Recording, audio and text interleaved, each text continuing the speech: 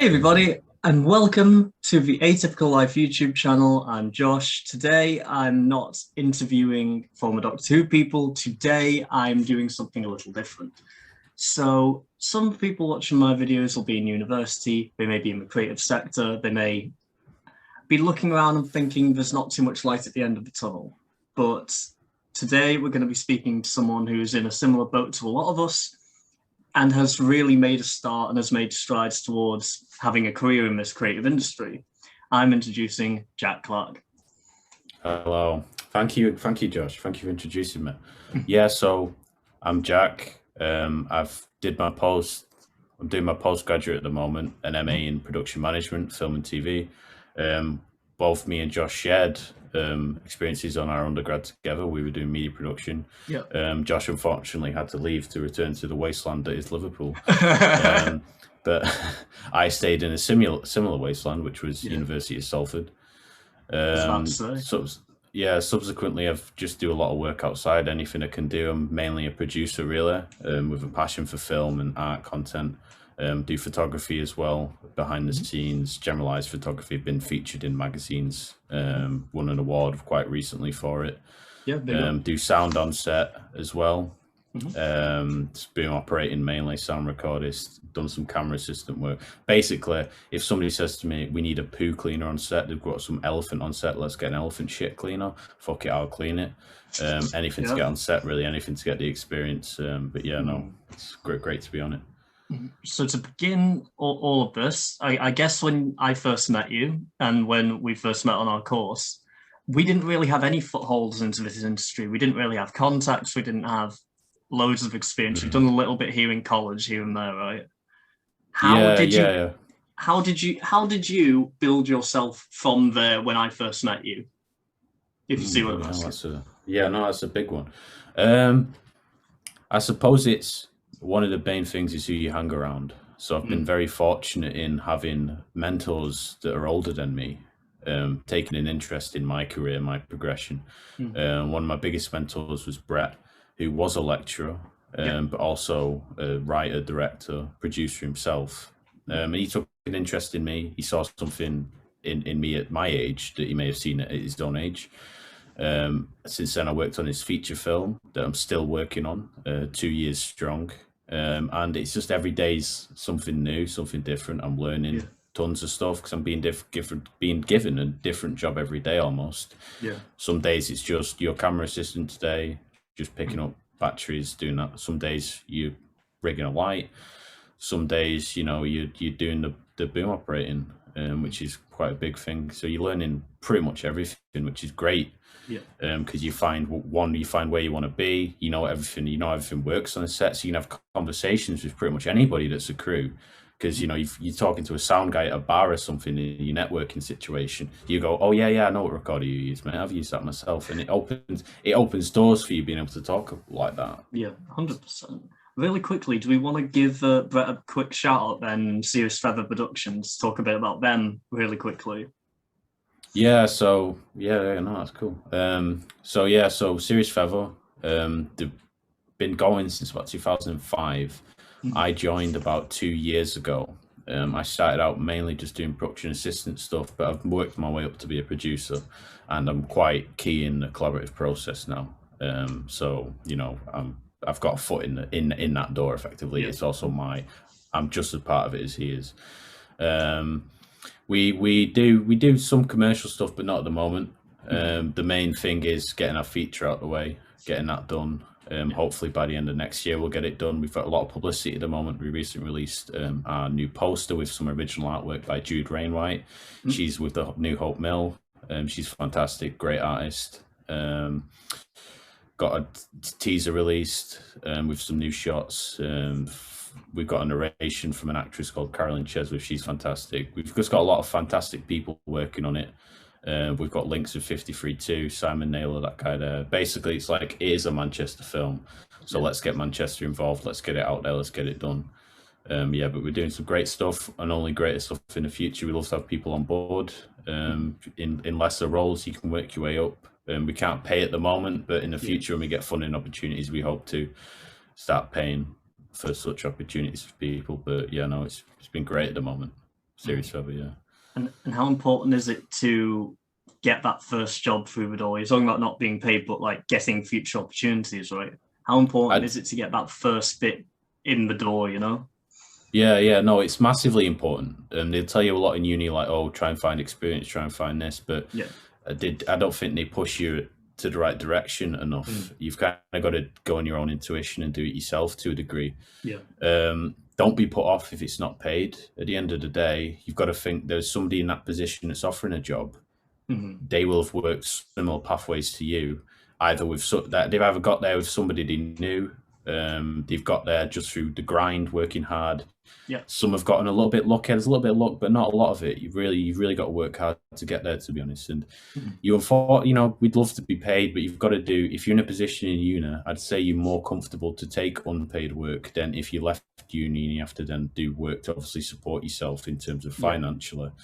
I'd say do as much as possible whilst you're in uni. You know, treat it like you're learning 24/7, because you're not going to get the opportunity to again. Because as soon as you've left uni, you're basically a bone to the wolves, and they're just going to rip you apart instantly, and then you're not going to have anything. You know, unfortunately, it's the hard truth. You're going to end up with like literally worse off than when you started, really, because now you're in debt. So you've really got to do your course, put the time in. But also, if you see an opportunity where it's like, oh, here's a day on set as a camera assistant or camera operator even, and you think you know how to do it, or you want to learn how to do it, then just take it up, do it. Why not? Why scoff at it? If it's not something you exactly want to do it, because it's going to teach you something about set. You're going to meet people. You're going to learn something about how a role works. Literally, take the time to not just learn in university in class. Take the time to just like learn everywhere and anywhere. Do you know what I mean? That's what I did, and that's why I'm more or less in the position I'm in now. So that's a message I'd like to give out too. Like when I started uni, I thought like one position. You always told as a kid, think of one job, and that'll be your job when you grow up, right? That's sort of the message that's given to you. But in media, it's really not like that. You have to be, as you've said, a jack of all trades. You have to know a little bit about everything. How important do you think that is? Yeah, well, fortunately, my name's Jack, and I happen to dip in all trades. So it's quite literal in my sense. I'd say, because I want to be a producer, anybody who wants to be a producer, it's important to know how all stages of production work. So you've got to learn the boring, what many consider boring, pre-production stuff, which is oftentimes laborious paperwork, laborious legalities. You've got to learn the production, so you've got to know what the camera guy does. You've got to know what, the set designer does. You've got to know what the gaffer does. You've got to know what the DIT does. You've got to know what they all do. Because if you're going to be a producer in some capacity, be it line producer or creative producer or whatever, on especially on an indie production, if you don't know what somebody does, then you don't know what you're hiring, you don't know what you're working with, you don't know what you're after.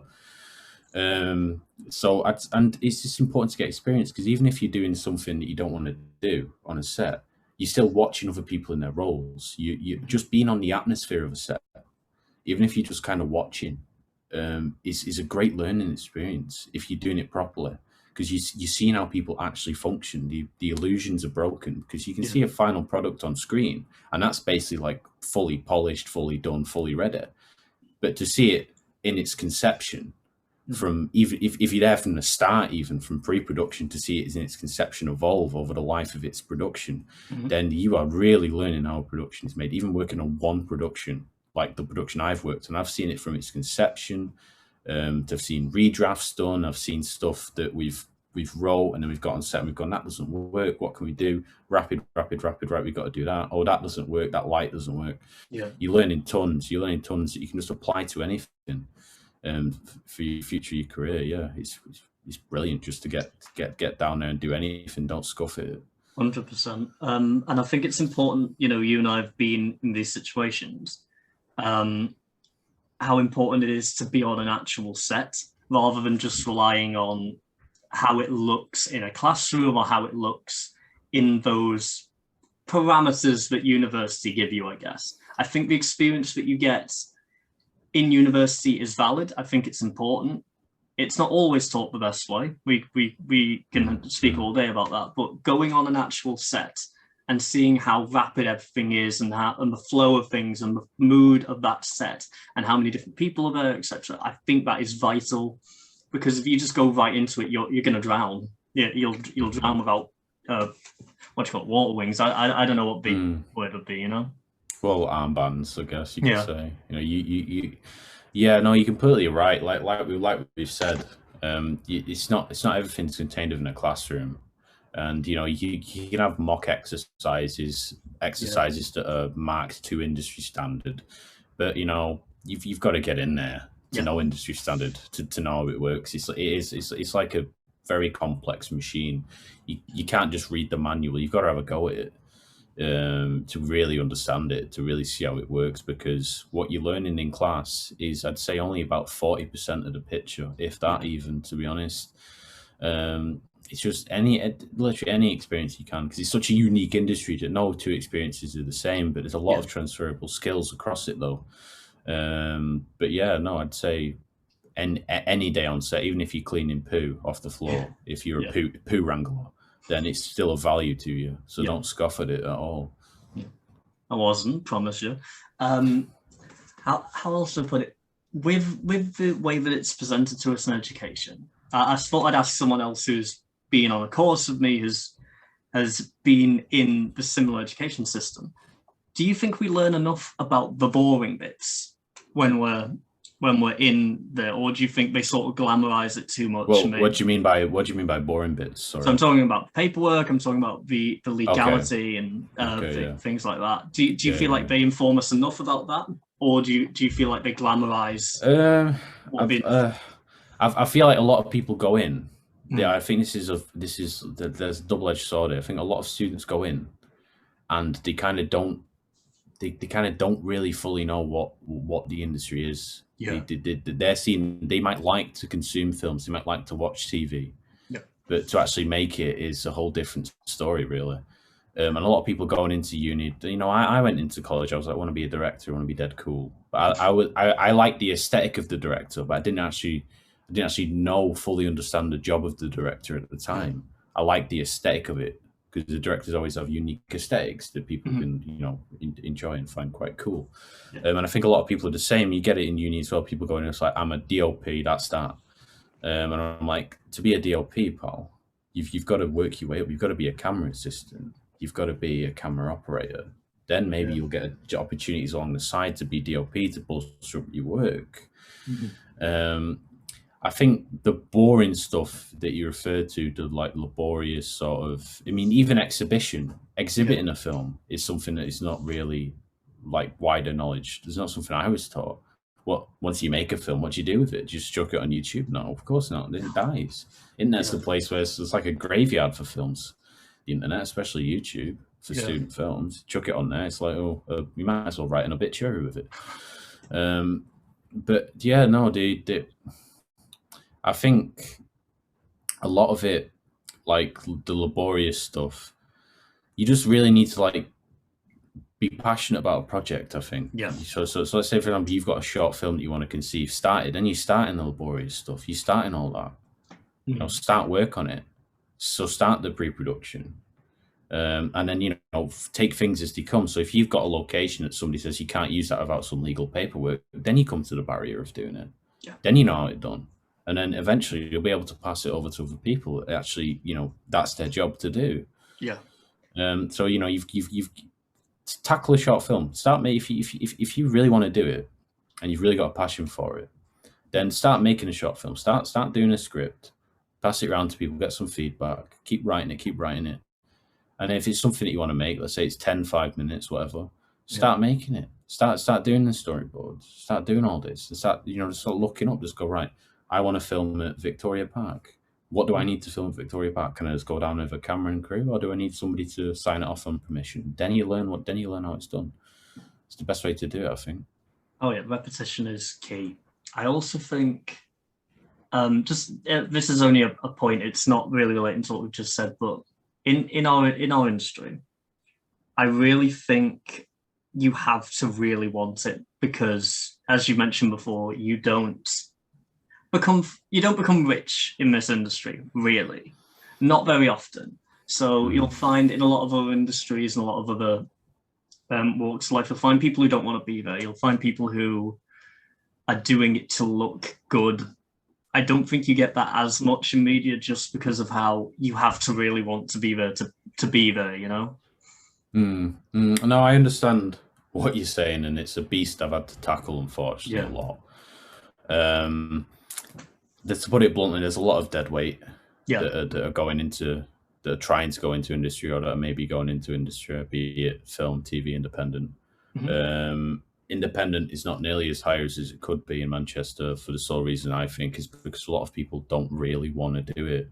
The thing is, I used to say, you look at yourself in the mirror in the morning and ask yourself the question, why am I doing this? And if you can't answer it straight away, then you're probably not doing what you want to do, to be honest. A lot of people are treating it like it's some sort of jolly, like it's just some laugh, like it's a bit of fun. But a lot of people like me, it's serious business. It really is a serious industry. It's art for many people as well.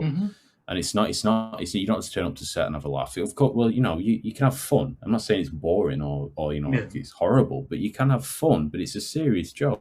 You've got to do it correctly, and it's a trade like any other. If a plumber comes in your house and he's fixing your sink and he fucks up your sink,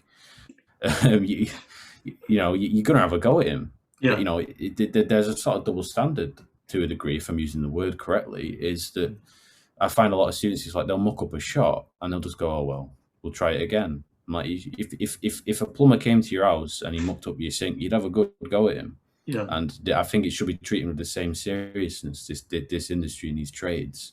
And that's what it is. I think my mindset as a student is so when I go into a job I'm not being paid, I should treat it like I am being paid. Treat it like I am being paid, treat it like I'm earning a wage. So then I go, well, because I'm earning a wage, I can't muck it up because I'm being paid like eight whatever, fake statistic an hour to be doing this job. And more students should be doing that. Instead, they go free, right? I'm free to make mistakes. Of course you can make mistakes, learn from your mistakes, but don't just treat it all as a mistake and then just sign it off and then forget about it, because you learn nothing from doing that. And in all honesty, you just make yourself look like an idiot. So there's room for trial and error. There absolutely is, but not to the degree where it matters. It absolutely matters. Every mistake you make, it's not the end of the world, but make it mean something. Make it part of how you improve yourself. And why did that shot not work? Why was that movement not quite right? Why? Well, you've got to have a bit of analytical thought, but towards yourself, you've got to have a bit of self-critique, and if somebody's critiquing your work, for example, and if they've took the effort to write a few paragraphs about why they didn't like it, and it might be quite harsh what they're saying, but don't just go, oh, well, you're just a hater or something like that. Actually take it on board and then create a dialogue, create a discussion. Go, well, what exactly didn't you like about it? Can you give me some constructive feedback? Too many people, and it's understandable to a degree, too many people get really sort of heartbroken when somebody might critique their work or say, I don't like it. But for me, I'd say it's better to actually gauge a dialogue and go, well, why don't you like it? What can I do instead? What would you do instead? That's if it's industry people that are giving you the feedback, or somebody in the audience. If it's somebody from, I don't know, Gabbett's Farm that's critiquing the film for its cinematography, then maybe you could go, well, you don't know what you're talking about. But if it's in your own industry, and don't fight with them, don't fight with them at all. Yeah, exactly. Make it a collaborative process. Don't just be a lone wolf in the scenario. You've got to collaborate with these people, and if you're critiquing each other constructively, then it's a great collaboration. Because let's say, for example, your screenwriting.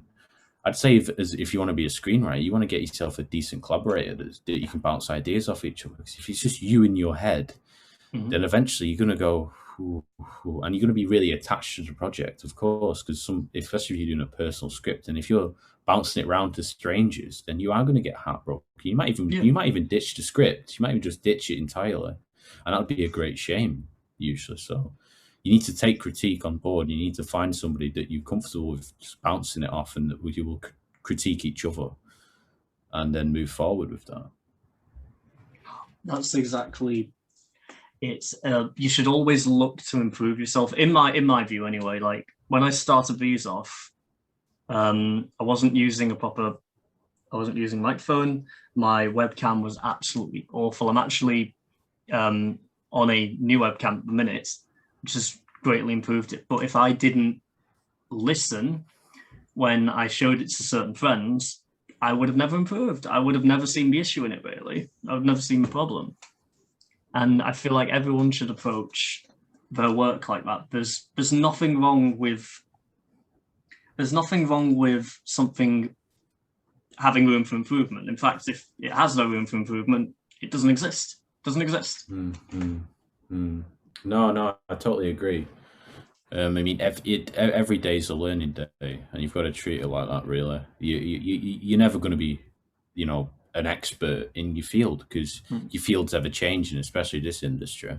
Yeah. Technology's ever changing. We work with technology. We work with cameras. We work with all sorts like that. And you've got to like drop the ego quite a lot. To be honest, if you've done a great piece of work, don't roll with it like, oh, I'm God now. Just roll with it. Just roll with it and go, right, what's next then? What's next? Thank you. Yep. You've got to be, I don't want to say humble, but you've got to be like here, not here. You've got to be here. Egos for the actors, right? Yeah. Well, exactly. Yeah. When the 1 minute of the 50-minute scene they decide to do the job properly. Then, yeah. No, you've got to. Yeah, there's always room for improvement in everything you do in every film. I'd say as a director, you're probably going to get your heart broken by making a film. I think it was Ron Howard that said that. Yeah. Because you're always going to think it can be better, because it can be better. Everything can be better. So of course. Again, I think what you said about the industry ever changing as well. Do you feel, have you encountered, let's say, someone who hasn't progressed with the times, or someone who feels like the way movies were made 10 years ago is better? Has that ever been a problem with you? Have you found sticks in the mud in this industry? I'll take that question and I'll reverse it and I'll say the one I guess stick in the mud, so to say, has been the pandemic, and that was an ever-changing situation that sort of came out of nowhere, because you can't really predict a massive pandemic. I mean, we could have done things to lessen it, but that's political. And I'll say a lot of people, because that's a situation where I feel you have to really adapt to it as best as possible. And this is an industry that was heavy hit by it. And a lot of films and productions were straight up cancelled and not feasible for continuation because of the social distancing, etc., etc. People know this, but a lot of, because I left, and you did as well, left undergrad basically during this tornado of issues, both political and pandemic wise, that we were facing as a country and as a world. And obviously, like, job prospects were like far out the window. They were like on another planet. And I remember like the situation was I wanted to start commercial work in April when this was starting, and I started a feature film to continue. I saw all these other ambitions for projects. I wanted to do all this stuff. I had final major project to do, a commercial job on the way, and all of it just went way out the window. Goodbye. See you in a bit. And what I could have done is I could have sat there in my own grief, stagnated, took all the hits, got really depressed about it. I mean, I did have a period of depression, don't get me wrong, but I think a lot of people have experienced mental health over the pandemic. But after that subsided, I got my head kind of screwed on a bit, and I said, right, what can I still do to continue my trade, to continue my craft, to continue working? So we found workarounds with our film, for example. So Manchester was quite a dead place in terms of population, because there's nobody's going out. It was still a call. I think it's second lockdown. We did night shoots. We were doing GVs, which is, for people that don't know, like a general view shot that you cut in between your main footage. So it could be like a shot of a statue, for example, or a shot of a building. We filmed all them in time lapse because guess what? Manchester was our set, and we didn't want to waste any time. So why not do them? We needed them for the film anyway. Going to do them in a busy Manchester would be horrible to do. So we did all them. and we set that out as a goal for the film. We couldn't do any main scenes. We had some other production problems related to the pandemic. If we can't do that, we got to do something. Yep. So we did all that. We're still doing rehearsals, and we're still making alterations to the script and to the edit and stuff.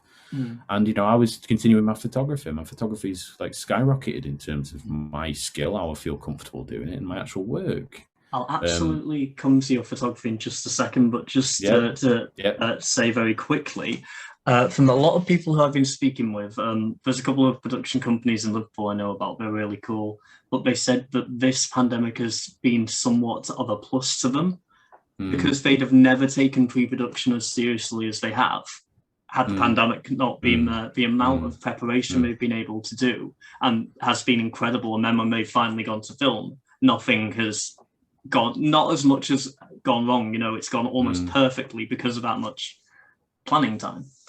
Well, you failed to plan, and you only plan to fail, really, is what I always say. You should always plan. Always plan. Plan for anything, Put in your risk assessment, a meteorite could hit us. What we're going to do in that situation? The Earth will explode. Do you have insurance? Do you have insurance to cover that? The pandemic has been. I don't see it as a negative anymore. To be honest, I don't see it as a negative. I did see it as a negative, and it was a negative. But like Charles Darwin, you can be the most intelligent creature. You don't have to be the most intelligent creature. You don't have to be the strongest. You just have to be the creature that's able to adapt. Adapt. That's the ones that survive. It doesn't matter how strong you are, how smart you are. You could be the most intelligent guy on earth, but if you're not willing to adapt to what's going on, then you're just gonna wither away. And that's how I've approached the situation. That's how I tell other people to approach it. Adapt. Don't think of what you can't do and what you can't get.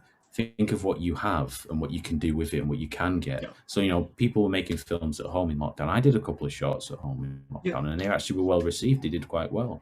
And my photography, as I mentioned before, was skyrocketing.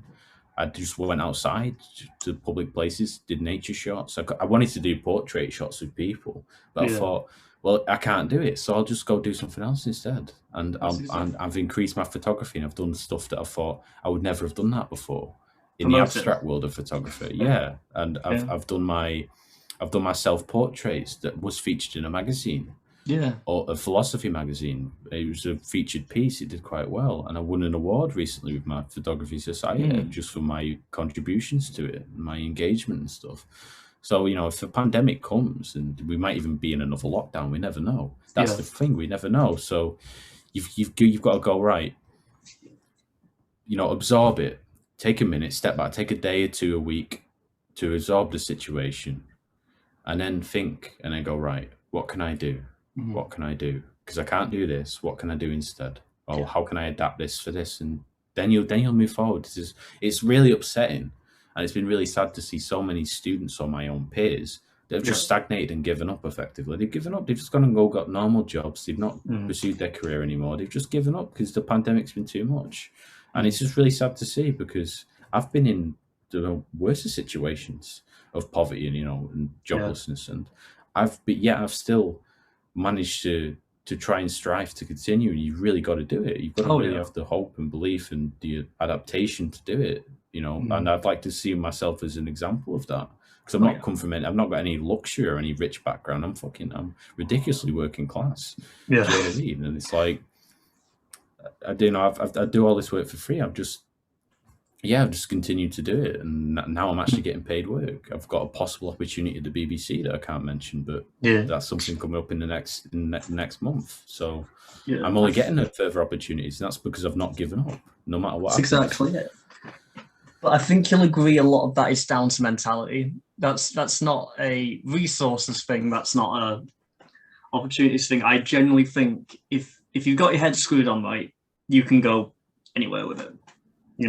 Well, that's why I like giving talks, or I like speaking to people, because there's so many people that will tell me things, and I'm like, no, that's not the case. The case is you can still do this. You don't need this to do that. And I have this discussion a lot, and I go, you've just got to to put it bluntly, you've got to think outside the box. I think lockdown has actually unlocked a lot of people's creativity that I've seen. I don't have professional lighting kits here. I've got a camera and a couple of lenses. I don't have any professional lighting kits. However, I've been experimental with it. I've gone, what can I do with the actual lights I've got at home? So I put a gel on my light up top there, and I managed to turn my room into a red room just through some creative ingenuity. And I'm like, I've never done that before. Just got a big light, put gel over it, So it's fantastic that those things are great, because then you become quite resourceful. Because then you go, right, well, instead of doing this, I can save money and do this instead. I did a shot for a film that's not released yet that I was working on during lockdown, but I had a bunk bed, and I took the top mattress off the top bunk and put the camera there through the boards, and actually filmed a shot of a character in bed. Yeah. And you'd need like a big 3-4 grand rig for that, probably. Usually, to do that in the real world. But I just thought, you know what? Nah, I'll do that. I can't get any equipment, can't do this, so I'll just do that. And like you say, the original point is mentality based. Yeah. But I've had different mentalities over the years, and you've got to find, like, I guess, like an inner voice that is your drive. What are you fighting for? Because if you're not fighting for anything, then to me, to put it bluntly, what's the point? You may as well just go. You can go do anything if you're not fighting for anything. But I'd say you've got to find the thing inside you that's going ba-boom, ba-boom, ba-boom, not your heart, but the actual boxer that's inside you that's fighting to get out. Yeah. And I found that, and I continue to use it to this day. It's so refreshing to hear, because, like, you and I have both had times, especially when we've been in education, where, like, a lot around it has gone wrong, and we've both had talks where, like, literally everything around it's going terribly. But we still have the projects. We still have what we've got in front of us is keeping us going at times. I really think media can help people in that sense. I really think the grind and the hard work of it can get you through a lot of bad things. That's my personal view, anyway. Well, it's art generally. I'd say art generally is a type of therapy. Oh yeah. It's you got great painters. You look at great painters. Van Gogh was immortally suffering through his paintings. Yeah. He was put in a mental institution. He cut his own ear off. Yeah. But his art is beautiful. It's amazing. Because he had a purpose with his art. He was suffering. Art it was traumatic, but he released that trauma in his art. I'd say the same for anything media, film, television related, whatever. Yeah. If you're really suffering, pursue art. If you really are suffering, try and pursue art. Even if it's just drawing some pictures on a napkin that is your way of expressing yourself, do it. Photography is the way I can express myself through abstract ideas that I may have about, things or ideas. A lot of it is depression that I usually try and portray in my photography, and the bleakness and other such concepts. But I'd say if you're really suffering, like really genuinely suffering, you don't know what to do, you don't know where to turn to art. Doesn't matter what it is. Just pick up a pen or a pencil, or pick up a computer and go write something. Like, write how you feel, and then spend an hour doing that.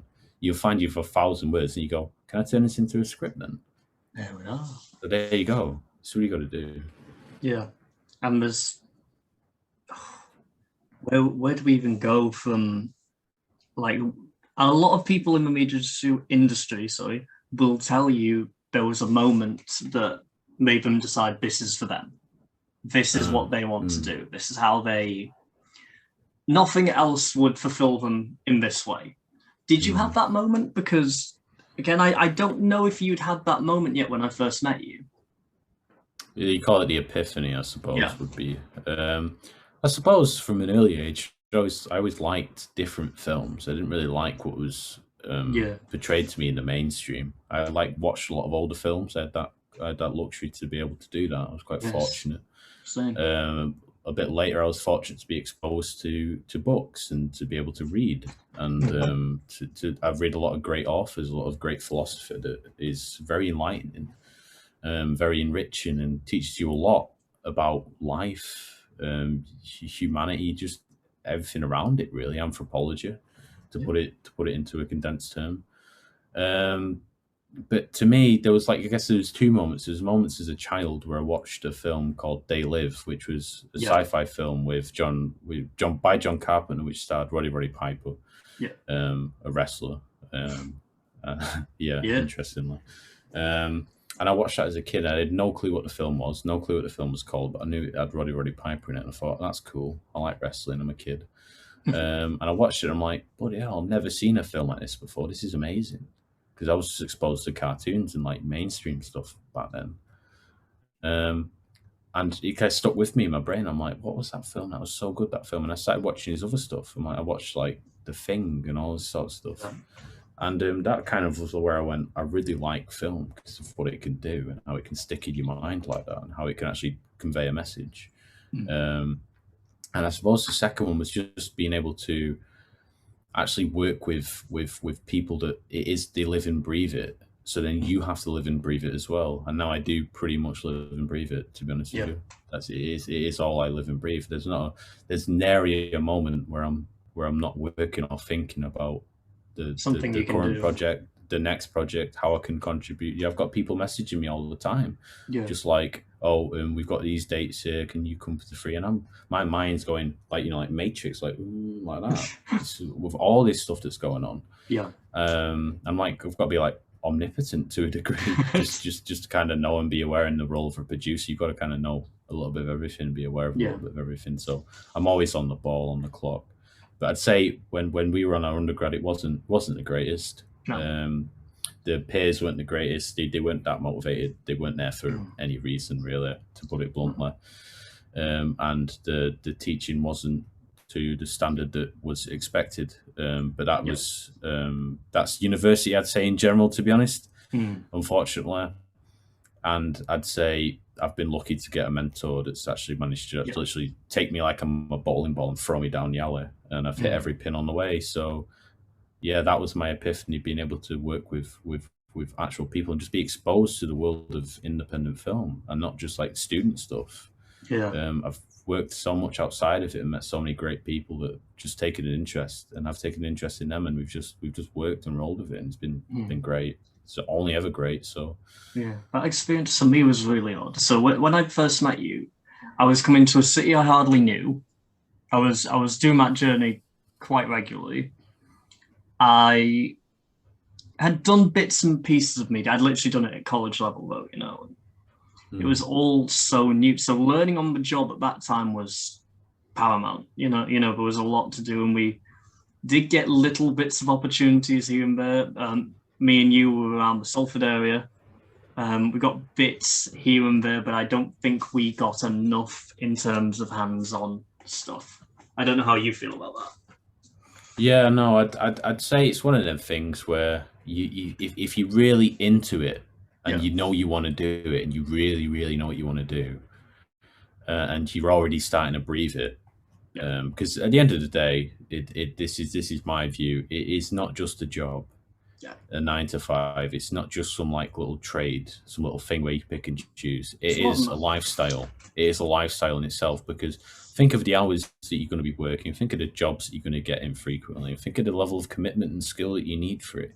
You have to really, like, it has to be your lifestyle to a degree. You have to live and breathe it most of the time, especially as a freelancer. You have to always be on the ball and always be keeping yourself like in it, really, to get yourself some more work, or to keep yourself skilled over other people to get the work. And I'd say those are the people that are, because they're already working outside. I mean, there was a couple of my peers on my MA at the moment, and they were actually looking to me. They were like messaging me. It's like, oh, Jack, hiya, can you get us some work? We know what you do outside. And I'm like, can't you not have the same intuition and try and find out? I said, I'll help you. Sure, I'm not an evil person or anything like that, but I've done my hours, I've done my commitment, I'm still doing it. And to find people on MAs that are not doing it is actually not a surprise. Because unfortunately, a lot of students are just going in thinking they'll do the degree and walk out, and there's going to be some TV producer at the door going, come on in, come on in. And it's not going to happen. It's really not going to happen. You've got to have proof of work. You've got to have stuff that you've done. You've got to be somewhat level of skill. They're not monsters. They're not like Frankensteins. They're not going to like go, you can't work in this industry whatsoever, go away. But you've got to put the grind in. It's best to do it whilst you're at uni. Just focus for 2 years. Completely focus. Keep yourself completely focused for 2 years. Don't go out partying. Not mess around. Just focus for 2 years, and you'll make it. You'll do something. I think there's a certain law though, and you and I both saw this, and peers and what have you. People will turn up, they'll do the bit in the classroom, and they'll go home, or they'll turn up, they'll do a bit in the classroom, they'll go to a party, they'll go out with their friends, they'll do all these things which inherently aren't bad things. They're not inherently bad things, but when you have something that requires so much fucking passion, right? I feel like it is just a distraction, personally.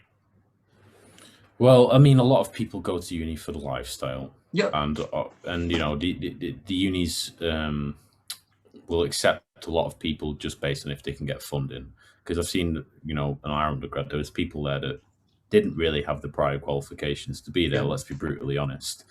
They just were able to get funding. It's a bum on a seat. So that's that, really. Because at the end of the day, the universities in themselves, as much as they are an education institution, they're also business. They've got to earn money. So they've got to keep people there. The teachers are technically people normal like you and me, and they've got jobs and families and mouths to feed. Yeah. So that's how I've deconstructed it over my time there. The illusion kind of faded quite quickly, fortunately. We were sort of forced to that reality, I guess, quite early on from the people who were. It's better. It's better. It really is better for you if you know, because I'd say, you know, people say you grow up at 18, that's when you're an adult. Not to be, no. I'd say the adult process comes based on what's going on around you. There's people probably in impoverished countries that are forced to deal with quite horrific situations that have to then have an adult mentality of how to deal with the situation. And they could be age of 13, 12. You know, there's like carers of 15 and younger that have to care for parents and stuff that may have illnesses or disabilities. They have to have an adult mindset regarding the situation. And unfortunately, the way our system works is we're pushed quite quickly. It's like you go from 16, all of a sudden you're just a cool little teenager with no responsibilities. 17, you're at a limbo state where it's like you're an adult, but you're not. And then you quickly thrown into the lottery ball of you're an adult now at 18, right? Go get a job, go start doing your own thing, go get an house, go have kids. It's like, whoa, hang on a minute. I was a teenager a day ago. What are you talking about? I wouldn't say adult comes properly at 18. I'd say it comes when it comes. It could come to you at 25. You could realize at 25, then you have an epiphany. You go, right, I'm an adult. I've got to get my head down. I've got to be an adult. That's why you get a lot of people going into uni, I think, that have more of a childlike or teenagey mentality about it, because they're just going there because they've not properly grown up yet. They've not had the experience to, and you can't force that on them. No. To be honest, they've got to get it themselves. It's just like any you know, horrific experiences that inform your life. You can't you know, implant that into somebody. They've got to have it themselves to understand it, and you've got to have you know, something that makes you into an adult or molds you into an adult to understand how to be an adult.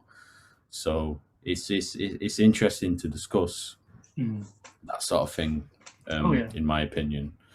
100%. But yeah, I think I've probably tangent a bit there, to be honest, from what your original thing was. But not at all, because I think that does play into it a lot. And I think when everyone comes into uni, our lot came in at the same age, except for one guy who was in his like 30s, if you remember rightly. He was like nearly 40. But not everybody was mentally the same age. They weren't in the same maturity level. They weren't in the same ambition level. And that's always going to happen, right? But it's just unfortunate to a degree that you get the ones that are really into it, that are more adult, that want to get, they know what they want, they're passionate, they're motivated, because they want to get a grade that's good, that they deserve, that they want to earn. Yeah. And then you get ones that fortunately are like, you have to do more legwork to actually work with them than to not work with them. So you know, I had group projects where I was basically doing all the work. I've still had it now, to be honest. I've had group projects now where I'm doing a fair more than everybody else, to put it quite lightly. And it's just one of them things. I mean, I tackle it where I go, right, well, I know what standards I want. If they're not shared, then that's that. I'm going to work to my standard. If you're not going to work to the same standard, then unfortunately, that's not my responsibility to really deal with it at this moment in time, at this stage. So that's how I deal with it. You'll find that if you work outside, because people have also seeked out these opportunities outside, or you may already be in industry that you're working with, then they're far more desirable to work with than people in uni. 100%. You may find one or two, maybe even three people or a group of people that are really good. Get yourself in with them. Get yourself in with them, even if they're better than you, or they might be, not somebody that you like friendly, that you want to be friends with, but get in with them. Yeah. You're not going to like everybody, but if they're doing their job right, they're doing it proper, then get in with them. And if you've got guys that are friendly with you, that you're friends, be their friends. But if you're in a professional environment or in class, then cut it out. Cut it out completely, because it's not a jolly. It's not like some big social group. You go to the pub for that. You don't go to the media industry for that. You don't go to a film set for that. Mm-hmm. You go to work and you all share a vision. You get a project done because it means something to everybody. Yeah. Oh, it's very sad to me. Just as I know we keep going back to this really, but like how many people from that class didn't go on and go on to create and what have you. And I think that is quite a interesting small example, but it's definitely an example of most media students, really. I think like a lot of people get filtered out by the time they leave uni. Well, it's hard to say most because I've got no statistic to go off. Yeah.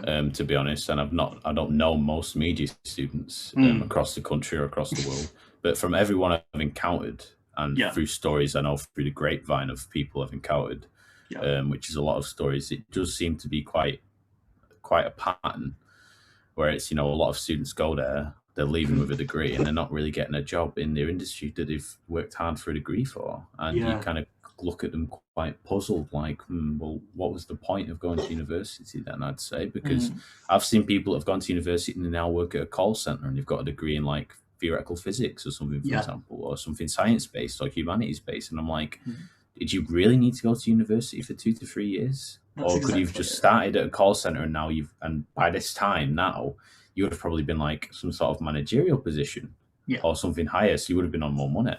But instead you've gone the route of, I'll do a humanities or I'll do something, that's expected to net me a career or expected to put me on a path for a career. And now I'm working in a call center.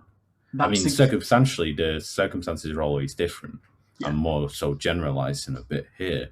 But I'm just saying, if you're going to go to work at a call center, you're not going to do anything with the degree that you're working for, then you didn't want that career, clearly. Or because you can find people tell me all the time, they go, oh, there's no jobs in the media, there's no jobs in the film, there's no jobs in TV. I'm like, yes, there is jobs.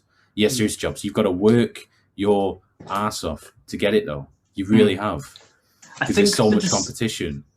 I think the distinction is there isn't the job that person wants. And a lot of people are tunnel visioned, or they don't quite want to put the work underneath it, I suppose. They don't want to build to that job. They think that job will be offered to them first time, I feel like that's the mentality and why a lot of people leave quite early on. Well, there's misconceptions with the teaching in university. There is something like that, and there is sometimes where there's gaps in knowledge. But unfortunately, there's not going to be a magic fairy that's going to go, here's a magic education, here's all the gaps in your knowledge filled, here's a job. It's not going to happen.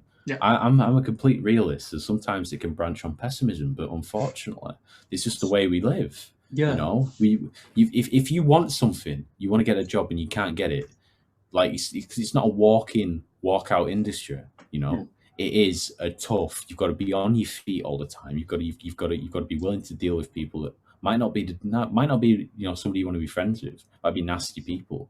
You've got to deal with them because you're all working to a job. You might work with a director that you hate him.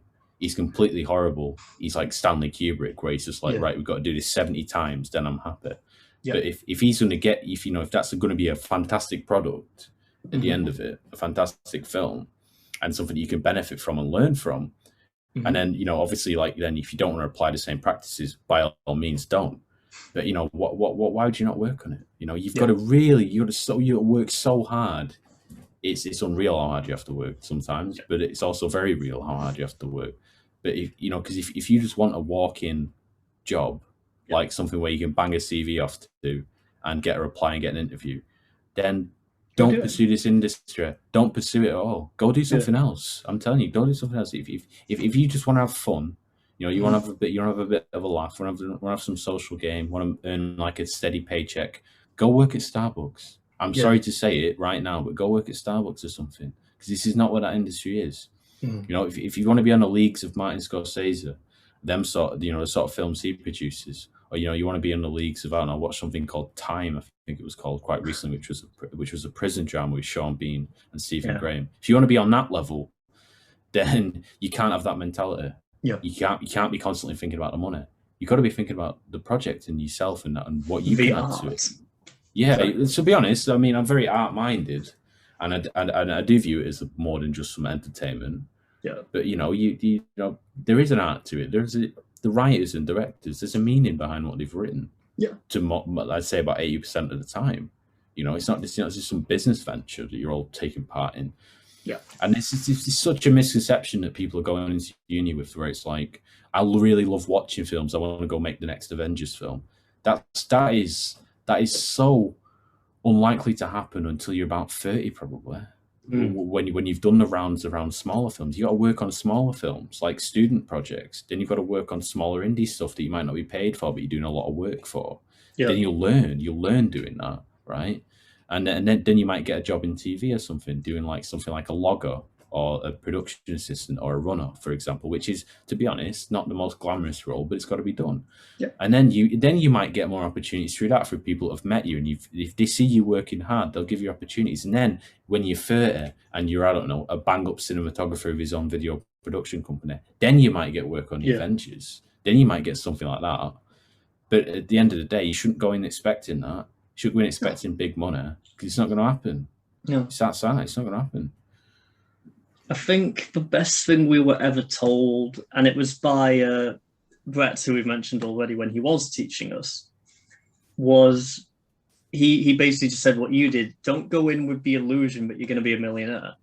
Don't go in with the illusion that everything will go right from day one and everything will go right every single day in this industry. It's not that. You got to cry for your art. You got to bleed for your art. You've got to graft for your art. You know. Well, I mean, if you want to be a millionaire, then go do a business degree. Yeah. You know, or you know, go work a couple of jobs. That, you know, don't buy any new clothes. Only buy essential stuff. Only pay for what you need to pay for. Save up all your money, and then go buy a business. Go open a business somewhere, and then make that successful. Then go open a chain of businesses. Then you'll be a millionaire. It's not difficult. It's very boring. It's not going to be difficult. But if you want to do something like this, where you want to dedicate aspects of your life to it, and you know, you really want to work for it because it's what you love. You know, if you love sport, you want to work in sport TV, bang on, I'll do it. Work hard to get there. Yeah. But you're not going to be a millionaire. I've met people at the BBC and they're not millionaires by all means. Sort of, a fair few of them are quite well off. Yeah, they've had to work for it though, very hard for it. That's exactly it. I don't want to lose sight of a point before we move a bit further forward. You and I, we're probably about 5 years into our higher education now, 4 or 5 years in. Yeah, I'd say about maybe just touching 5. That system is not perfect by any stretch, is it? The way it's taught, the way media is given to us as a subject, it's not always the most helpful. It's not always perfect. And, you know, there are grievances with it. I'd love to hear what your like personal gripes with education side of media is, to be honest, because I feel like we've got some common ground on it. It's a difficult one to touch on, because as much as I have gripes, I also have a couple of likes since I've done my MA. I'll mention them as well, of course. I think a lot of it is, I think say about maybe 60 to 70% of it is the mentality of the students that are approaching it. Yeah. I think they're probably not doing what they want to do. They've not got the support in place to kind of find what they want to do.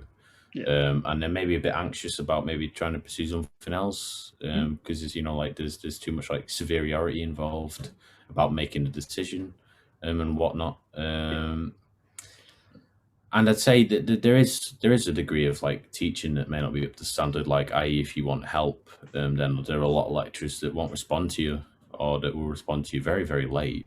Yeah. Sometimes the information that's delivered is not very clear. A lot of the time you kind of feel like you've been maybe a bit undercut. But that's very subjective for me to say, really, because it depends on the nature of the student. Yeah. There's been times where I've gone, this isn't really industry. based. There's one example I'll give actually where we did a big film project the third year undergrad, which was done at like this camp place in Preston. Right. And the idea of the module was that it was a module into directing, and the essay side of it and the written side of it was quite well done. I did quite enjoy that, and it was quite well taught and well delivered.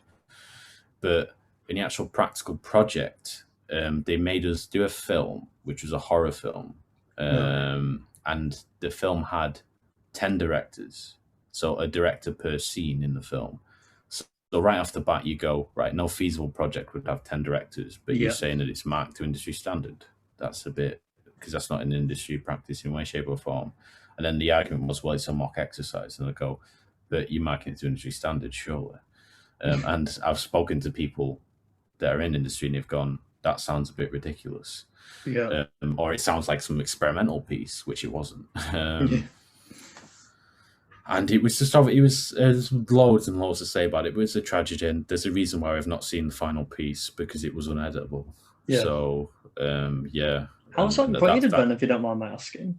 It was graded. It was graded by, you direct the scene and then you get observed by the lecturers in how you're directing. It was meant to be a judgment process in your direction of how you direct the scene and compose yourself and stuff. Right. So the final video of that wasn't.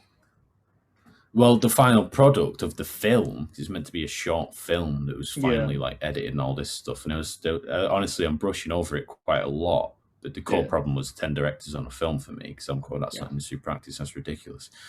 But yeah, there was so many problems with it, and it's just not been produced as a final piece. And I can't, I've done a module there and I can't use it for my own purposes. I can't show it anybody. I've just got to like kind of dump it in the water, really. And what have I earned from that? I know that I already knew that there was not a film project that would have 10 directors unless it's some really big experimental piece. You know, I mean, you see the problem. It's not feasible. Yeah, it's not feasible to have one script and separate into 10 scenes, and then you have 10 directors, and you've got 10 different visions, and you've got to put it together into one piece. It's like ridiculous. And they expected that they were going to put that together, and then we were going to exhibit it as a film. They've not edited it because it's not exhibitable. Because it's terrible. It would look like a slideshow. It looked like a slideshow. 10 different visions. So that was the biggest gripe I had with that. And my main other gripe is it's just been personal, just with working with other students who are not that motivated. And you try and tell the lecturers that, and they kind of just go, oh, well, shrug their shoulders at you. So that's why I've decided instead, quite early on, I'll work on more desirable projects outside, and I'll just get the grade in the unit. And I'll just get the equipment, and I'll use the resources that are there. And, if I can get help from the lecturers, by all means, I'm going to take my own intuition and do it. A lot of it, I think, is intuition. You've got to really be motivated like me or like other people to kind of go by your own means and do it, because that's how you're going to get far. That's how you're going to go places in terms of this industry. Do you think it's important then? Because I'll phrase it with a bit of a story. Like you'll know this. When we first got there, a lot of people were very picky about what they did because they wanted it to look all artsy. They would sacrifice something that would get them a grade, let's say, just so they can make something look nice or look what they deem to be their vision. Do you think it's important to sort of let go of your attachment to something in an education sense, and work more towards like what you think the lecturer wants, if that makes sense? I think there's some degree of subjectivity there, because your lecturer could be like completely clueless. True. Which you'd expect to be rare, but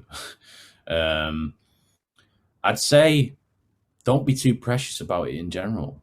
It's difficult for a scriptwriter or somebody that's making the project to kind of let it go. So say for example, if you've got a cool shot in your script, and it's a really, really, really cool shot. For example, I don't know, it's like a 360 bouncing off the floor shot or something.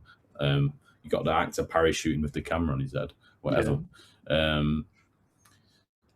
But it doesn't service the story at all, because your story's obviously got to have an overarching theme. It's got to have a message, surely, and something about it that makes it coherent. It's got to have acts and stuff, 3-act narrative or whatever. But if it's not servicing the story, it's just a cool shot, then you've got to really bite the bullet very hard and go, I've got to take this out because it's not going to work anymore in the current form. You've got to do as well. You've got to rewrite it. You've got to rewrite the story. You've got to, you can't just like bang off a script, one draft and then film it, which I've seen be done a lot. Yeah. Be done a lot. You just write a script and it's like, all right, it's done now. No, it's a nurturing process. Like raising a child. You can't just like give it a bottle and go, all right, it's in a bit. You can raise yourself now. No, you've got to like nurture it a lot, and you can have like 10, 20 drafts of a script, and it's still being in a stage where you go, I'm still not very happy with this, or other people are not happy with this. That's where the collaboration comes in. And your script is going to change on set as well. Don't use your script as like some set in stone Bible where it's like all these passages are passages and that's that. They're not going to be changed. I've worked with people like that. Yeah, if something in your script doesn't work on the day for whatever reason, be it technical, story, location change, whatever the reason is, don't just go, well, I'm not changing it. We're just going to keep doing it then instead. If it lessens the product in the final project, then it is not in the benefit of the script or anybody that's working on it for you to do that. To be honest, you're going to have changes on the day. You're going to have basically the script is a template to a degree, but it's an ever-changing template. You're always removing things, adding new things. It's always changing. And if it's not always changing, then there's something wrong because that would imply it's a perfect script, and there are no perfect scripts in my mind. No. So there's no perfect films. No. Every movie you can think of, there is at least one flaw in. Dark Knight, great big flaw. Anything. Well, I'm not talking about flaws. I'm talking more so is you have to go through the process of drafting your script. You can't just you don't just write it. You don't write it once and then go, right, we're going to film this. I've seen it be done by students. You don't write, they write it once. It's like, right, this is done this. So they do 3-4 drafts, and to me that's not enough. Unless you're in industry as a script writer and you've got a team working on it, then I'll go, 4 drafts, cool. I think for Ant-Man, to give a more mainstream example, when Edgar Wright was doing it, they had about maybe 10, 20 drafts of that, and they were working on it for like a year, and he was being paid. He was being paid for that, and didn't even use any of his stuff really in the end, and he wasn't attached to it anymore. Do you know what I mean? So that's it. That's just the process of it. That's the nature of it. I like the idea. Again, I wouldn't call it like a Bible or anything, but like if you're working on a story for a year, you have a much better idea of where it's going than you would in a month, let's say.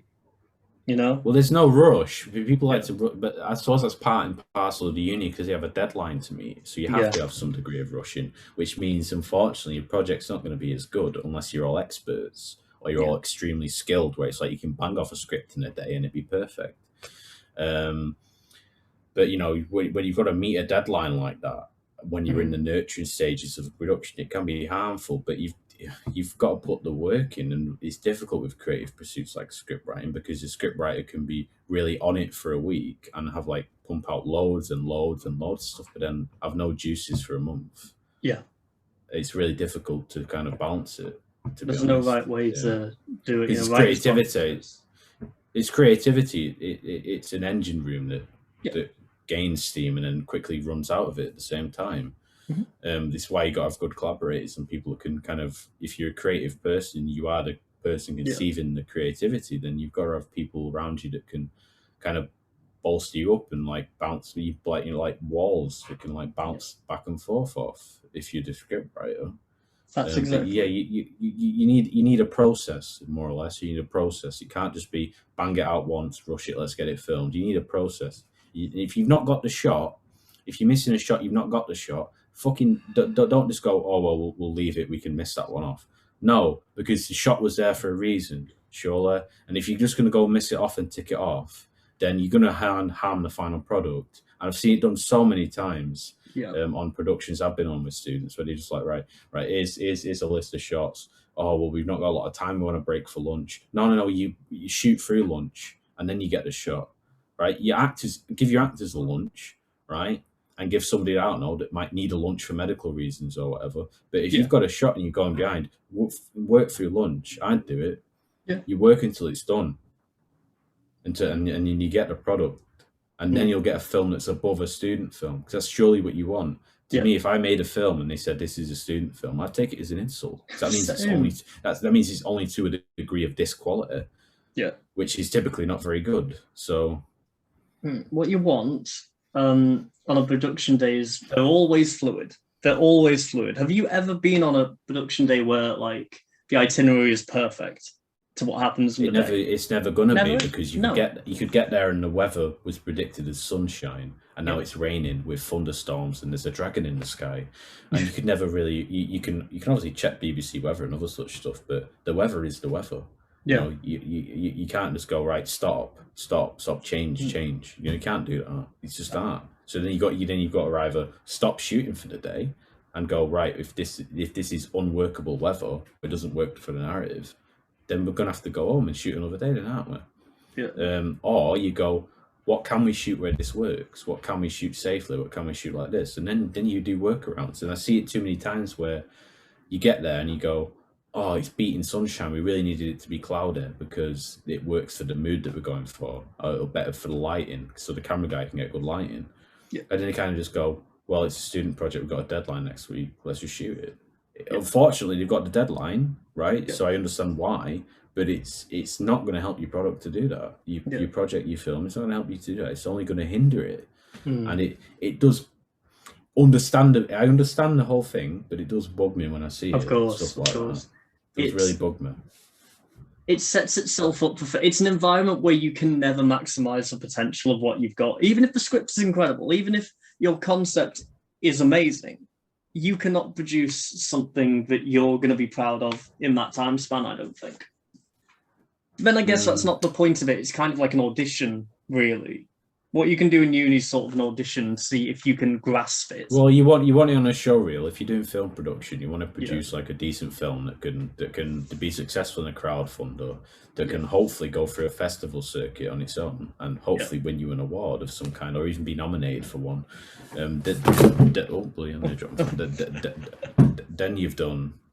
Then you've done something successful as a filmmaker, as a group of filmmakers. And you want to make contacts. The benefit of university, I'd say, for me, has been networking contacts, people to meet, and the access to equipment.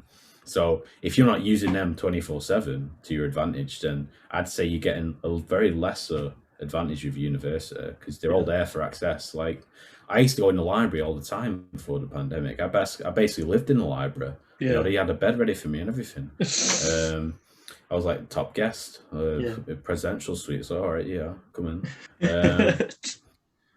But you see so many students, especially on the courses I've been on, where it's like they don't go to the library at all. They've never been to the library, and I'm like, you're paying $9,000, and included in that package, what you're paying for is a library. If you wouldn't pay for a house, and they go, oh well, we don't have the bedroom. We just got rid of it. We just removed it from the house. You'd go, hang on a minute, no, I paid for that bedroom. So surely you'd go, hang on a minute, I'm paying for that library. Why are you not using it? Why are you not using what you've got? Why are people not booking out equipment all the time when they can? If the union's stopping it, then fair enough. But yes, I use whatever I can within my resources. I know I'm paying the money for it. If you break it down. How to say, a lot of people's excuses for making things at home use I don't have it. There's a uni right there filled with equipment, Oh yeah, I heard that so many times. That used to really bug me. I'm like, but you can go to the library, and it's just effort for you to go to the library, and you've got some sort of anxiety about going to the library because you see if it's nerdy or whatever. And I'm like, right, bye. I don't want to work with you again. You can go. I'll see you in on bargains in 5 years. Maybe you'll scam my sandwich. What I really liked is, especially the libraries I've been in, there's so many scripts. I actually have sections. So Salford Uni are great for that. They've got so much film resources. Like, I book out film books all the time, and I just read them. They've got so much there that you can just go online, bang, book out, and it's still open during the pandemic. All this stuff, I was booking out loads of books during the pandemic and just reading them, just because I had not much else to do in spells of it. So I was like, well, I'll read then. Books then. I got to go to UCLan a couple of times when I was at Hugh Bird, when I was in Liverpool. And unfortunately, the library's very far. It's like in Preston, right? So I only got to go a handful of times. But when I went there, they actually have film reels. They have old bits of film that you can get out. So like 1920s movies, 1800s movies, all these things. They had autobiographies, they had special books written as pieces by famous directors, or everything. There was an incredible set of resources, and if you're not using it, I think you're kidding yourself. I really do. Yeah, I mean, a lot of them go in and it's like they're almost like they're forced to do it. It's like they're being forced to take a course, like it's high school. You're forced to do it in high school because it's education. Yeah. In college you make the choice, but then you stick to it. And obviously there's still a level of like, well, we'll tell your mum and dad if you're not going to do the work, you're not going to turn up, etc. Whereas in university you're an adult, so not going to tell your mum or dad. Yeah, exactly. But there's a lot of people that kind of treat it like they're kind of forced to, or like they kind of just can't be bothered. And I'm like, but you're paying $9,000, you silly fool. But this has turned into a volcano of let's pick on all the faults of students, hasn't it? That's all we're talking about. Like angry old men on chairs, just like we really back are. in my day. It's only like 2 years ago as well, but it was us. Like, that's it. I mean, I'm still a student technically, but I'm like, I do a lot of stuff outside, so oftentimes I kind of like don't put myself in the same bracket, which probably sounds quite elitist, but that's not what you mean. But I still work with students a lot, my own peer group, and I whenever I can help them, I'll send them job offers. I'll put them on stuff I'm doing, and I do work with them for free. I do a lot of BTS, and I do my best on it to give them what they want. So well, that's it. Like, I'm going back to do more creative writing in September. So I've got like a little limbo period now. So I do want to produce little bits and pieces that can help students who are starting out. And I think this is going to be a massive help to people because we've recently lived through this. We've lived through a pandemic. We've lived through the early stages in education institutes that weren't the best when we got there initially. We've seen the best and worst of education, I think, you and me. Yeah, no, I'd say so, probably in our current lifetime. Yeah. I'm still seeing some aspects of education where I go, hang on a minute, that's a bit wonky. And I'm seeing aspects of education where I go, wow, that's actually quite cool, well done. But it's just, if my best advice is a student that's starting out, be yourself, don't change for anybody. That's just general advice, really. Just be yourself. If you have to like mold yourself into something else to fit in, then it's not in your benefit. Or you changing yourself is making you more like all the people that are messing around or whatever, then it sounds quite childish to say, like I'm lecturing a high school student, but at the end of the day, going to university is a big step to being an adult and somebody in the working world, and it can be quite scary. So, but be yourself, no matter what. If somebody sits there and says you're weird or whatever, then go, well, you're meant to be an adult, so why you just call me outright weird in the classroom? That's not very very adult of you to say. We're not in a high school. So just be yourself, work as hard as possible, because you're only going to be there for 2 to 3 years, unless you're going to do a master's, which can only be up to for another 2 years, usually, if you're doing it part-time. And, just live it up, if you only in your 20s once, you're only this age once, so, you live it up, I'm not saying don't, working out doesn't mean not going out and enjoying yourself. By all means, go do that. But at the same time, get yourself a career, because you're only going to thanking yourself for it, because nobody's going to work as hard as you are, and don't expect them ever to do that. And nobody's going to give you some opportunity on a plate either. It's not a menu. You're not ordering a career. Yeah. You're working for it. That's just how it is. Take everything and find yourself. Yeah, find yourself people that are either better than you, because then you'll learn from them, and they'll want to see you grow. Usually, and then get yourself a decent peer group of people that want to learn off each other. That are like-minded. That's what you go to uni for. Like-minded individuals on your course. Link up with them straight away. Yeah. If somebody's doing more work than you, say to them, it's like, well, could you get me on for like just helping out, even if I'm just like moving a camera, just like setting up as a rig or a camera assistant or something like that. Even if it's really boring, like you sat in a car just watching for robbers or something like that. Yeah. Then just do it, and then you'll get yourself a name, and then people go, right, they're reliable, and you'll have a lot of fun. Just outside of the classroom.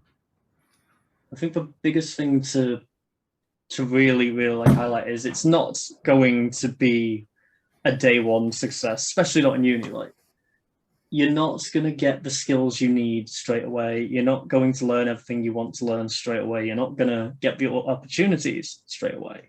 That's not how it is. It's something you have to persist with. So if you think you're going to flunk in 1 year, I probably wouldn't do it. You know, I think it's something you really have to want. I think there's some things you can breeze through in life, and there are things that you can just be part-time about. I don't think media is one of them. And I don't think the industry as a whole is not something you can be part-time about, really. Yeah. You've really got to know you want it. You know, if you can wake up in the morning and you know, you say to yourself, well, I don't need to make films. You know, I could just carry on my day, go shopping. But if you wake up in the morning and you go, right, well, I need to go do that paperwork for this film project I'm doing straight away, then I'd say there's a big difference there. Oh yeah, because it is, like I said earlier, it's a lifestyle, and you've really got to, like, you don't have to like completely breathe it like I do. I'm not saying you do. I'm not saying like create like an army of me, as great as that would be, in the dictatorship of Jack. But you know, find why you love it, why you wanted to do it in the first place. Latch onto it. If you can't find it, then perhaps look at something else. You know, try to find something. Just have a look, but make sure you've experienced it in its fullest before you make any other decisions about that. Yeah, 100%. And before we go, I'd like to give you the floor for a couple of minutes to firstly talk about your socials, talk about what you can find on your socials, but also if you have any not advice, but like any recommendations you'd have for people, maybe films to watch, maybe places to look for resources, anything like that. If you were seeing someone who's just starting out, what would you recommend to them? You know? Yeah, so I think I'll start with that then. If you're at Salford Uni, for example, or any other university, I'd say if they give you a reading list, great, get them books out straight away, because they're usually quite close related and the lecturers know what they're talking about.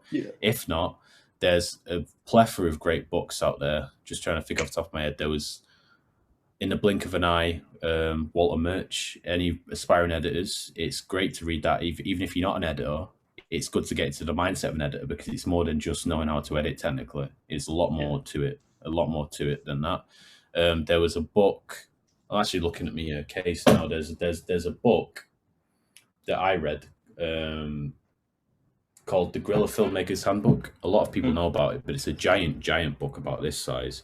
But literally, it's quite old now as well. But if you can get your hands on that, it may cost you about 20 quid-ish second hand. But may as well get it second hand. And I'd 100% recommend it, because it has everything in there. Literally everything from sound to distribution to filmmaking. It gives you easy to read examples. So that's a good one. Guerrilla Filmmaker's Guide, In the Blink of an Eye. There was one I read, which was, what was it now? It was Tarkovsky book called Sculpting in Time. I'd say you have to be somewhat into film, because it's related to Russian cinema, one of their considered greatest directors ever. But he talks quite deeply about cinema and art. And if you're interested in that route of things, and you just want to know how it's like from a director's perspective who does live and breathe art and cinema, then that's a good one to recommend as a read. There's about 3 there, but go on. I think very quickly, it is important. If you're getting student loan, if you're getting the maintenance loan and what have you, buy books. Buy something relating to your course and expand upon your knowledge, because it's great to have the library. You and I have said this already. It's awesome, but to have something to keep that you can have once you leave the place that you can always look back upon, I think is really important as well. Well, get yourself a book like Rebel Without a Camera, which is the Rodriguez book, which is basically, he did films like Mariachi and a couple of Grindhouse other films. So my mind's a bit blank on that at the moment. But, you know, or even if it's filmmaking for dummies, you know, that's I actually read that book. That's not bad actually. And you know, you use it as like, just take it with you. You know, write in it, annotate it, do whatever. It's your book, you own it. And you know, books are oftentimes, you know, considered a bit boring or a bit of a lost form, but books are containers of knowledge, and they're written for a reason, and people do read them. Filmmakers read them all the time. You see a lot of films made, and they're actually loose adaptations of books, or they've got heavy influence from books that the filmmakers themselves or the screenwriters have read. So they are there as a useful tool. I'm trying to think what else. Really, let's say film recommendations. Watch behind the scenes for actual movies, which is something that not a lot of people seem to do. Actually, a lot of films do big whole behind the scenes featurettes. You can actually find a lot of them for free on YouTube. I watched one for Blade Runner, which was about 2.5 hours, and it was fantastic to actually see how they made Blade Runner, how it was at that time. There was one for a film called Apocalypse Now, which is quite a famous film. Behind the scenes called Behind the Darkness, Heart of Darkness, sorry, which was really interesting to see how they made a film project that shouldn't have been made because it was such a catastrophe into proper conception. So I'd say watch sort of films like that, and then find what films inspire you. Don't be put off by a film from the 50s. Don't be put off by a film from the 60s, 70s. They're still of quality. Just because they don't have CGI or anything like modern day doesn't mean they're not good, because they are good. You'll actually find a lot of them are actually sometimes better than what is produced now. And even though they've got lesser equipment, they're shooting on film, which is considerably harder to shoot on than digital. And they're on what is considerably lesser budget a lot of the time than what we have now. So I'd recommend just watching behind the scenes, because you'll see how a film is made that you might like. Watch the film and watch the behind the scenes straight after. Why not? And then try and dig up films from way past your time. Go start at your birthday. Go, right, I was born in 98. What was made before 98 then? And start watching films from that might interest you. You can find them online usually, or actually just do a search on Netflix, because a lot of the stuff like that it's not put on the front page. It's not advertised, so you'll find it on there though. You'll find it somewhere. My personal stuff. Moving on to that, jumping right onto that. Go right ahead. Find me on Clarkeofsalford. Usually, that's Clarke with an E, so Clarke of OF Salford, which is spelled SALFORD. Like I had to think there, but that is where I'm from. I'm known as that on Instagram. I communicate with me on Instagram in any way, shape, or form. My photography's on there, all my work's on there. Pretty much that's where how to find me, really. I've got links to everything else on there. So I was going to say, there's a YouTube channel to speak of, I think, isn't there? I don't think there's loads on it. Yeah, no, I sometimes upload some of my shorts on there, which I've got a lot that I've filmed, but not a lot I've edited at this moment in time. So when I get time, I need to do a big post-production sort of binge when I get the time to do that. But yeah, no, I do upload a fair bit of stuff on there. You can find me under the same handle. I'd say for people, find me Instagram, link up me on there. You'll find all the links to my stuff on the link tree there anyway. So if you're further interested, then you'll find it all there, really. Great stuff. And I will remind you that you do help out with a podcast. I feel like you should give that a little bit of a plug there. Yeah. So we've not had an episode in a little bit, but I'm the host of the Series of a Film podcast. And we spoke to such people like Andrew McCrory Shand, who was actually the composer of the Teletubbies theme, and Rosie and Jim. I've spoke to Simon Naylor, who's a big face up in the Northwest. He does 53.2 and other such acting platforms and theatre platforms, etc. Spoke to actors like David Howell, who's a lead in our current feature film. Spoke to film sort of review people. A fellow MA student, Rob Edwards, spoke to him. He's also one of the frontmen for Our Kid, who's a recent up-and-coming band in Manchester. So I basically just speak to people who are just relevant up the Northwest, really, that are related in the industry, try and get some interesting insights into what they do and what's kind of going on. But Series of a Film podcast, you can find that Spotify, we're pretty much on everything. So great stuff. Yeah, you've got an awful lot going on, and I think the main thing you can take away from this is keep being busy. Keep being bloody busy, and you'll find your way. Yeah, just do whatever you can. Just to literally, if something comes your way, like I say, I go with a mentality that if somebody says to me, like I said before, we need an elephant poo cleaner on set, we can't pay you, but there'll be loads of people on set, then just bloody do it. Because Yeah. if at the end of the day, maybe a literal crap job, quite literally, you won't find a job for elephant poo cleaner. That doesn't exist outside of India. So, but if you find the point of it is if you find a job like that might not seem desirable, then people will recognize you. Because if you find somebody that's willing to do that, and you'll go, right, this guy really wants it. He really wants to be in industry. If he's willing to do that, he really wants it. And then people recognize it. They're not selfish. They're not just going to do it to exploit you. They recognize it. And then you'll get work and you'll meet people. And trust me, just don't scoff your nose at it because you're not being paid or it doesn't look too great. Yeah. Just you've got to do it. And then work, and you'll get there. That's literally, to put it bluntly, work. Great stuff. And just again, for me, thank you for coming on and sharing all this. It's cool, man. It's cool. You've done some interesting interviews with pretty much a lot of the alumni from Doctor Who. So maybe shake it up a bit. Absolutely. It's been great, man. Good interview. Yeah. Thank you so much.